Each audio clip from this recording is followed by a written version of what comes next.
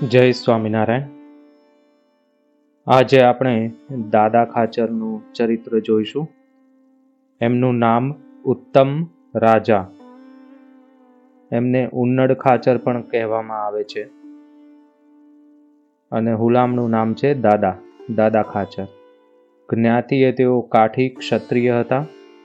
એમના પિતાનું નામ એભલ ખાચર, માતાનું નામ સુરબાઈ. જન્મ સંવંત 1857 પોષ વદ છઠ બોટાદમાં થયેલો હતો. અક્ષરવાસ વિક્રમ સંવંત 1909 પોષ સુદ છઠ ગઢપુર. એમનું અંગ હતું શ્રી હરિને વિશે અપાર વિશ્વાસ તથા એમને પ્રસન્ન કરવાનું અંગ, સાથે સેવાનું પણ અંગ. એમના પ્રથમ પત્નીનું નામ હતું કુંવરબાઈ અને દ્વિતીય પત્નીનું નામ હતું જશુબા. વચનામૃતમાં પાને પાને દાદા ખાચરનું નામ વણાયેલું છે. તેમની દાસત્વ અને સેવા ભક્તિ અજોડ છે. શ્રી હરિએ દાદાને જે પરીક્ષા લીધી તેમાં તેઓ સાંગોપાંગ પાર ઉતર્યા છે. તે સાથે સંતોની ભક્તોની પણ અપાર સેવા કરી છે. પોતે તો સેવા કરી, પણ પોતાના કુટુંબે પણ સેવા કરી છે. પોતાનું ધન, ધામ, કુટુંબ, દેહ અને મન પણ શ્રી હરિની સેવામાં જોડી દીધું, જે કાર્ય સરાહનીય છે. આવી સેવા ભાગ્યે જ કોઈ કરી શકે. તેઓ સદાય શ્રી હરિના ગમતામાં વર્ત્યા છે. દાદા ખાચરના આવા ઉત્તમ ગુણો જોઈને શ્રી હરિ તેમને ઉત્તમ રાજા કહીને બોલાવતા. દાદા ખાચરે શ્રી હરિની એક ધારી 25 વર્ષ સુધી સેવા કરી છે. શ્રી હરિ વરણી વેશે લોજ પધાર્યા પછી દાદા ખાચરનો જન્મ થયો છે. એટલે દાદાનું બાળપણ શ્રી હરિની સામે જ ઉછર્યું છે. શ્રી હરિ પ્રથમવાર ગરડા પધાર્યા ત્યારે દાદા ખાચર ફક્ત 4 વર્ષના જ હતા. કુડકપટ અને રાજ્ય ખટપટના એ જૂના રજવાડામાં પિતા એભલ ખાચરે દાદા ખાચરનો હાથ શ્રી હરિને સોંપી તેનું સર્વ પ્રકારે રક્ષણ કરવાનું વરદાન લઈ પોતે ધામમાં ગયા. જેમ અર્જુનને શ્રી કૃષ્ણમાં સંપૂર્ણ વિશ્વાસ હતો, તેમ દાદા ખાચરને શ્રી હરિમાં અતૂટ વિશ્વાસ અને શ્રદ્ધા હતા. શ્રી હરિના એક ઇશારે તેઓ પોતાનો સઘળો ગામ ગરાસ તાંબાના પત્તરે શ્રી હરિને સમર્પણ કર્યો અને પોતે એક સેવક તરીકે ગરડામાં રહી સઘળો કારભાર સંભાળી શ્રી હરિની સેવા કરતા. શ્રી હરિ ગરડા અંત્યના 24ના વચનામૃતમાં સંતો ભક્તોના અંગની વાત કરતા દાદા ખાચરને વિશે કહે છે કે દાદા ખાચરને અમારામાં વિશ્વાસનું અંગ છે. જેનો એક પ્રસંગ આપણે જોઈએ. ગરડાના દરબારગઢના ઉગમણા બારના ઓરડાનું ચણતર કામ ચાલુ હતું. ત્યારે શ્રી હરિ ત્યાં જઈને ઓરડાના પાયા વિશે, દિવાલ વિશે જરૂરી સૂચના આપતા તે પ્રમાણે કડિયા દિવાલ ચણે. સાંજે અડધી પોણી દિવાલ ચણાઈ ગઈ ત્યારે મહારાજ પધારે અને કહે, દાદા, આ દિવાલ સહેજ ત્રાંસી લાગે છે, આને પાડીને ફરી વાર ચણો. ત્યારે દાદા હા પાડે અને બીજા દિવસે ફરી વાર ચણાવે. ત્યારે વળી બીજા દિવસે મહારાજ આવે ને તે જ પ્રમાણે કહે કે આ દિવાલ હજી ત્રાંસી લાગે છે, ફરી વાર બનાવો. તો દાદા સંમતિ આપે ને બીજા દિવસે દિવાલ પાડીને નવી બનાવે. હવે દિવાલ બાબતનું કામ આપણા કરતાં કડિયાને વધારે ફાવતું હોય. તે કરતા હોય તે બરાબર જ હોય, છતાં મહારાજ આવીને દિવાલ ફરી વાર ચણવાનું કહે. આમ ઘણી બધી વાર થયું. તેમ છતાં દાદા ખાચરને જરાય કંટાળો ન આવ્યો કે શંકા પણ ન થઈ અને મહારાજની મરજીમાં પોતાની મરજી માની કામ નવેસરથી કરાવતા. દાદાને મહારાજમાં અપાર વિશ્વાસ હતો કે મહારાજ જે કરતા હશે તે બરાબર જ કરતા હશે. આવો અટલ વિશ્વાસ જોઈ શ્રી હરિ કહેતા કે દાદાને અમારામાં વિશ્વાસનું અંગ છે. શ્રી હરિ દાદાને નાના ઘડામાં કોળું નાખવા કહે તો પોતે તેમાં કોળું નાખવા લાગે. સામાન્ય બુદ્ધિથી પણ ખબર પડે કે નાના ઘડામાં કોળું ન જાય, છતાં પણ દાદાને મહારાજમાં વિશ્વાસ કે મહારાજ કહે એટલે ઘડામાં કોળું જાય જ, પણ મને નાખતા આવડતું નથી. વચનામૃત ગઢડા પ્રથમના 74માં પણ મહારાજે દાદા ખાચરને યાદ કર્યા. મહારાજ દાદા ખાચરને વિશે ઉલ્લેખ કરતા કહે છે કે જેને જેટલું વૈરાગ્ય હોય અને જેને જેટલી સમજણ હોય તે તો જ્યારે કોઈક વિષય ભોગની પ્રાપ્તિ થાય અથવા કોઈક આપત્યકાળ આવી પડે ત્યારે કળાય, પણ તે વિના કળાય નહીં. અને ઝાઝી સંપત કે આફત આવે એની વાત શી કહેવી? પણ આ દાદા ખાચરને થોડુંક જ આપતકાળ જેવું આવ્યું હતું, તેમાં પણ જેનું અંતઃકરણ જેવું હશે તેવું સૌને જણાયું હશે.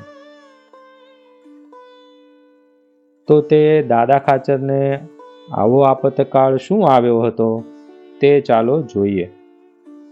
ગઢડામાં જીવા ખાચર રહેતા હતા.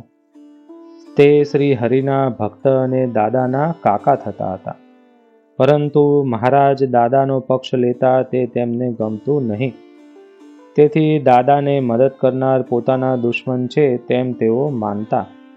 આથી દાદાનો દરબાર લૂંટી મહારાજને અને દાદાને પકડવા યોજના કરી. આથી તેમણે પોતાના મળતિયા માથાભારે કાઠી ભડલીવાળા ભાણખાચર અને જેઠા ગોવાળિયા આદિ 200 લડવૈયાઓને માંડવધારમાં ભેગા કરી કસુંબા પાણી કરાવીને તૈયાર કર્યા અને ઠરાવ કર્યો કે સવારે એક સાથે હલ્લો બોલાવી દાદાના દરબારને લૂંટી લેવો. પણ અંતર્યામી પ્રભુએ આ વાત જાણી અને દાદાને જણાવ્યું. દાદાએ પોતાના સાથી કાઠીઓને ભેગા કર્યા અને જીવા ખાચરના કપટની વાત જણાવી. તે સમયે મહારાજ બોલ્યા કે દાદાને થોડો આપતકાળ આવ્યો છે તો આપણે કેમ કરવું? ત્યારે જે શૂરવીર અને મહારાજમાં દ્રઢ શ્રદ્ધાવાળા હતા તે ધીંગાણું કરવા તત્પર થયા. પણ કેટલાક કાઠીઓએ એવો મત વ્યક્ત કર્યો કે ગરાસ તો દાદા ખાચર ખાશે, એમાં મહારાજ આપણા માથા કપાવવા માગે છે. આ સાંભળી મહારાજ કહે, હવે બધા વાળું કરીને સૂઈ જાઓ, સવારે વાત. એમ કહી મહારાજે બધાને સુવડાવી દીધા અને પોતે અડધી રાત્રે ઉઠી કરીમ ભગત અને નાજા જોગ્યાને સાથે લઈને એકલા માંડવધારના રસ્તે ચાલ્યા. ત્યારે નાજા જોગ્યા કહે, મહારાજ આપણે તો ફક્ત 3 જણા છીએ અને સામે 200 જણા છે. ત્યાં જવું તે વાઘની બોર્ડમાં જવા જેવું છે. ત્યારે મહારાજે કહ્યું કે તમને ભય લાગતો હોય તો પાછા જાઓ. એમ કહી માંડવધાર ગામના ચોરે પહોંચી ગાડું છોડાવીને તેનો હડો એટલે ઊંટડો ઊંચો કરી એવો જોરથી પછાડ્યો કે બ્રહ્માંડ ફાટી જાય એવો કડાકો થયો. આ ભયંકર અવાજ સાંભળી સૂતેલા બધા જીવા ખાચર બાજુના લડવૈયાઓ ભય પામીને ભાગી ગયા. મહારાજ પણ તલવાર તાણીને બોલ્યા કે આ ગામમાં કોઈ રહેશે તેનું માથું સવારે કપાઈ જશે. આથી ગામ લોકો પણ ગભરાઈને ભાગી ગયા. આમ કપટવાળા માણસોને ભગાડી પોતે ગઢડા આવીને કોઈને ખબર ન પડે તેમ સૂઈ ગયા. સવારે જીવા ખાચરે આ વાત જાણીને પોતે કપટમાં પાછા પડ્યા. તેથી મનમાં સમસમીને બેસી રહ્યા. આમ મહારાજે દાદા ખાચરની આપતકાળમાં રક્ષા કરી. વળી ગરડા અંત્યના 24માં મહારાજ કહે છે કે પ્રકૃતિ જે જાવી તે જીવને બહુ કઠણ છે. તથાપિ જો સત્સંગમાં સ્વાર્થ જણાય તો પ્રકૃતિ ટાળવી કઠણ ન પડે. જેમ દાદા ખાચરના ઘરનાના માણસોને અમને રાખવાનો સ્વાર્થ છે તો અમને જે પ્રકૃતિ ન ગમે તે રાખતા નથી, તેમ સ્વાર્થે કરીને પ્રકૃતિ ટળે છે. દાદા ખાચર તથા પોતાના ઘરના સર્વે કુટુંબીજનો લાડુબા, જીવુબા વગેરેએ શ્રીહરિનો પૂરો મહિમા જાણ્યો હતો. આ શ્રીહરિ પૂર્ણ પુરુષોત્તમ ભગવાન છે. તે આપણા જીવનું કલ્યાણ કરશે જ. તેથી તેઓ શ્રીહરિની ખૂબ સાર સંભાળ લેતા તથા પ્રભુ જરાય સંકોચાય એવું કોઈ વર્તન કરતા નહીં. પોતાનો સ્વભાવ પણ જો મહારાજની સેવામાં અંતરાય કરે તો તેવા સ્વભાવનો તેઓ તત્કાળ ત્યાગ કરતા. એકવાર શ્રી હરિએ કહ્યું કે હે દાદા, તમે રહો છો તે ઓરડા ખાલી કરી આપો, અમારે ત્યાં રહેવું છે. હવે ગૃહસ્થ રહેતા હોય ત્યાં અનેક વસ્તુઓ પડી હોય, તેને બીજે ઠેકાણે લઈ જવી એ કઠણ કામ છે. બહેનોએ જે રીતે ગોઠવણી કરી હોય તેમાં તેઓને ફેરફાર કરવો પડે તે ગમે નહીં. તેમ છતાં મહારાજની ઈચ્છામાં પોતાની ઈચ્છા ભેળવી પોતાના ગમા અણગમામણનો વિચાર કર્યા વિના શ્રી હરિએ કહ્યું એમ કરવાનું જ, એમ વિચારી બહેનોએ તુરત પોતાના ઓરડા ખાલી કરી શ્રી હરિને નિવાસ માટે આપી દીધા. શ્રી હરિએ આવું તો અનેક વાર કર્યું. દાદાએ પોતાનું ધન, ધામ, કુટુંબ, પોતાનો ગમો અણગમો વગેરે શ્રી હરિને અર્પણ કરી દીધેલા. તેથી શ્રી હરિએ તેમના આ રીતે વખાણ કરી તેમની પ્રકૃતિને બિરદાવી છે. દાદા ખાચરે શારીરિક પીડાનું દુઃખ ભોગવેલું. તેમને 11 દિવસ પેશાબ બંધ થઈ ગયો, છતાં મહારાજ પાસે એક પણ વાર ફરિયાદ ન કરી. દાદાની પોતાના ઉપર કેવી નિષ્ઠા છે તે ચકાસવા શ્રી હરિ તેમની અનેકવાર પરીક્ષા લેતા. પણ એ દરેક પરીક્ષામાં દાદા સાંગોપાંગ પાર ઉતરતા. પોતાના ગામગરાસનો કોર્ટ કેસ ભાવનગરમાં ચાલતો ત્યારે શ્રી હરિ તેમને સફળતાના આશીર્વાદ આપી ભાવનગર કે રાજકોટ મોકલતા. છતાં કોર્ટમાં સફળતા ન મળતી, વારંવાર નિષ્ફળતા મળતી. તેમ છતાં દાદા ખાચરને એવો જરાય અવિશ્વાસ ન આવતો કે આ શ્રી હરિ ભગવાન કહેવાય છે ને મને આશીર્વાદ આપી મોકલે છે, છતાં આશીર્વાદ કેમ સફળ નથી થતા? આ ભગવાન હશે કે નહીં હોય એવો જરાય ભાવ પણ ન થતો. આવી નિષ્ઠા, આવો વિશ્વાસ ભાગ્યે જ બીજા કોઈમાં હોય. સતયુગમાં જે ચરિત્રો સંભવે છે તેવા દિવ્ય અને માનુષી ચરિત્રો આવી કપરી કસોટી શ્રી હરિ કરતા. પણ દાદા ખાચરને શ્રી હરિમાં પ્રેમ, વિશ્વાસ, નિષ્ઠા જરાય ઓછી ન થતી. દાદાને પ્રથમ લગ્નથી સંતાન ન હતું. તેથી પરિવારજનોના કહેવાથી શ્રી હરિએ તેમને ફરી લગ્ન કરવા દબાણ કર્યું. દાદા માનતા ન હતા. ભગવાન પોતે સમજાવતા પણ દાદા લગ્ન કરવા રાજી ન હતા.